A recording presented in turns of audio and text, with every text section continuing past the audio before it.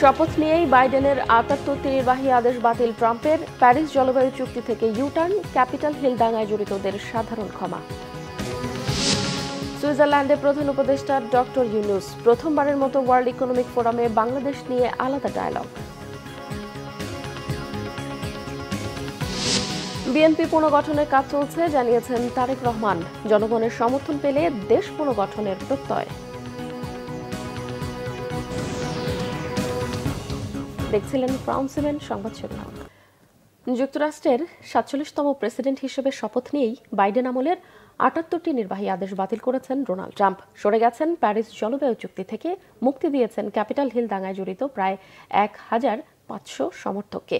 এর আগে অভিষেক ভাষণে ট্রাম্প বলেন, আমেরিকার স্বর্ণযুগ শুরু হলো। যুক্তরাষ্ট্রকে আবারও মহান করে তোলার কথাও বলেন তিনি।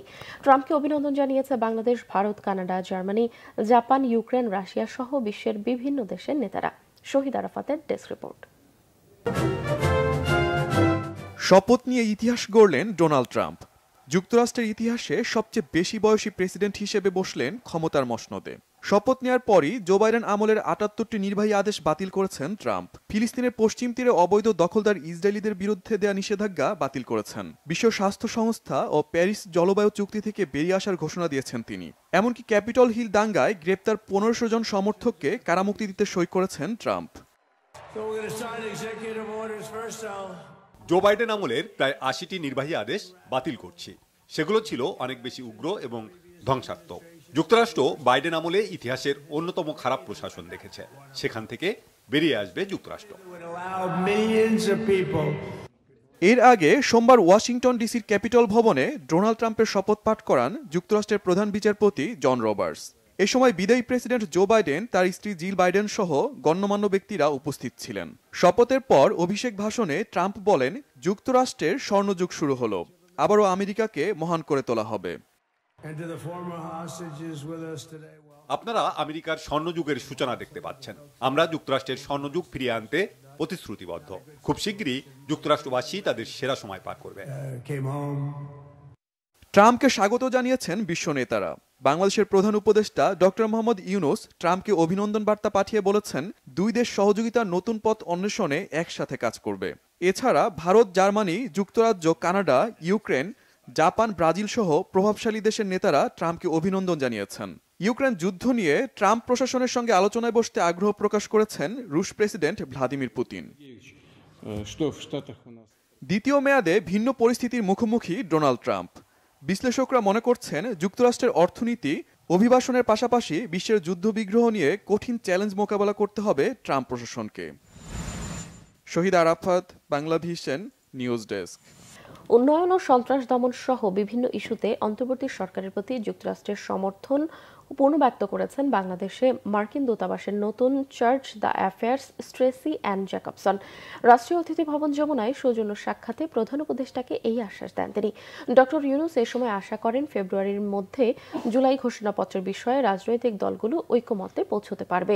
এছাড়াও রাজনৈতিক দলগুলো সংস্কারের প্রস্তাবে সম্মত হলে সরকার জুলাই সনদ স্বাক্ষরের অনুরোধ জানাবে বলেও জানান তিনি। মার্কিন চার্জ দ্য অ্যাফেয়ার্স দেশের বেশ কয়েকজন সাংবাদিকের গ্রেফতার এবং ধর্মীয় সংখ্যালঘুদের বিরুদ্ধে কয়েকটি সহিংসতার প্রতিবেদন নিয়ে উদ্বেগ প্রকাশ করেন। এ সময় প্রধান উপদেষ্টা বলেন, সরকার দেশের সবার জন্য ন্যায় বিচার নিশ্চিত করতে প্রতিশ্রুতিবদ্ধ। এছাড়াও রোহিঙ্গা সংকটের সমাধান, সার্ককে পুনরুজ্জীবিত করা সহ দ্বিপক্ষীয় বিভিন্ন ইস্যুতে আলোচনা হয় সৌজন্য সাক্ষাতে।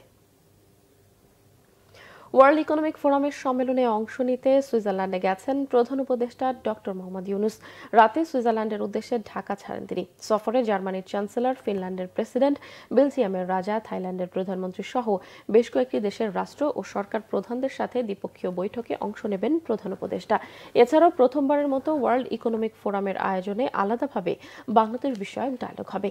সেখানে বিভিন্ন দেশের বিনিয়োগকারীদের বাংলাদেশে বিনিয়োগের আহ্বান জানাবেন প্রধান উপদেষ্টা। এছাড়াও WTO, মেটা, অ্যামনেস্টি ইন্টারন্যাশনাল সহ কয়েকটি সংস্থার সাথেও তার বৈঠক হবে। 4 দিনের সফর শেষে আগামী 25 জানুয়ারি দেশে ফেরার কথা রয়েছে প্রধান উপদেষ্টার।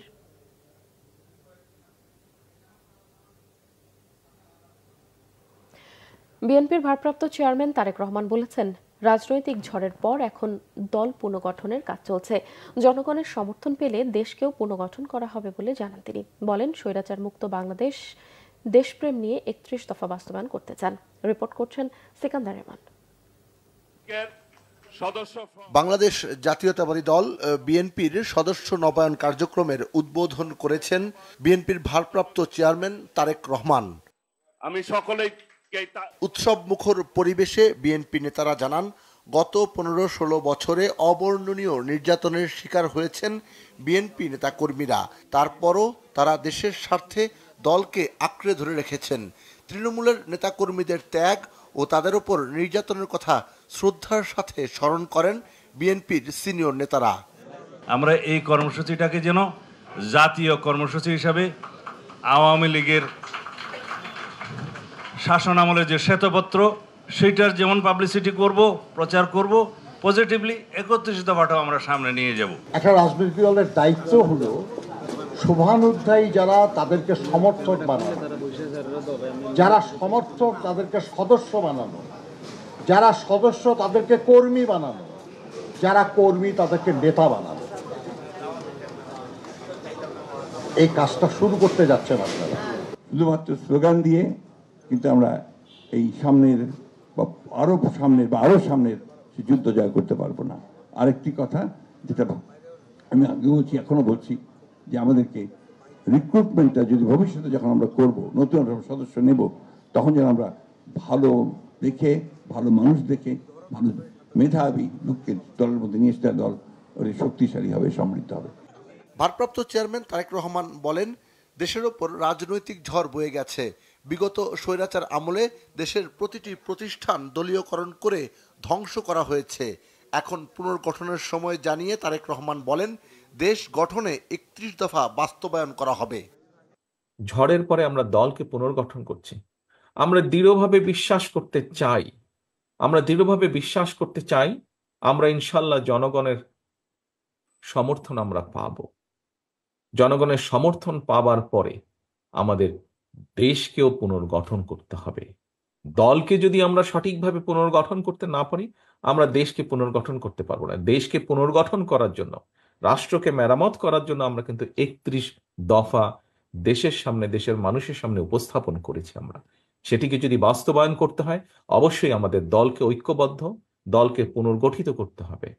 দলে আরও বেশি মেধাবী ও যোগ্যতা সম্পন্ন তরুণ, যুবক ও নারীদের অন্তর্ভুক্ত করার কথা উঠে আসে আলোচনায়।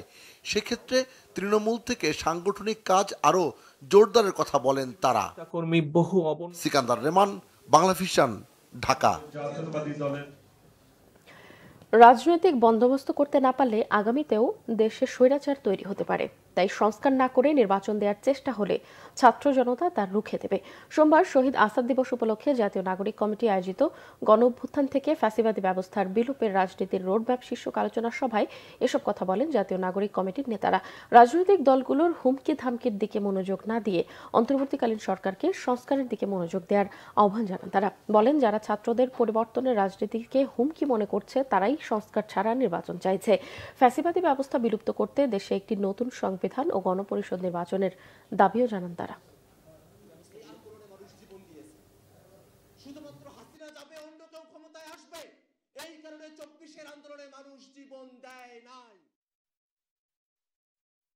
সংস্কার করে তারপর নির্বাচনে যেতে হবে। একটা গণতান্ত্রিক ব্যবস্থার অধীনে নির্বাচন হতে হবে, কারণ আদারওয়াইজ আপনি এই নির্বাচনটাকে একটা ফ্যাসিবাদী ব্যবস্থার অধীনে যদি নির্বাচন করেন, তাহলে কিন্তু আবারও এটা একটা নির্বাচনী স্বৈরতন্ত্র হবে, আর কিছু হবে না।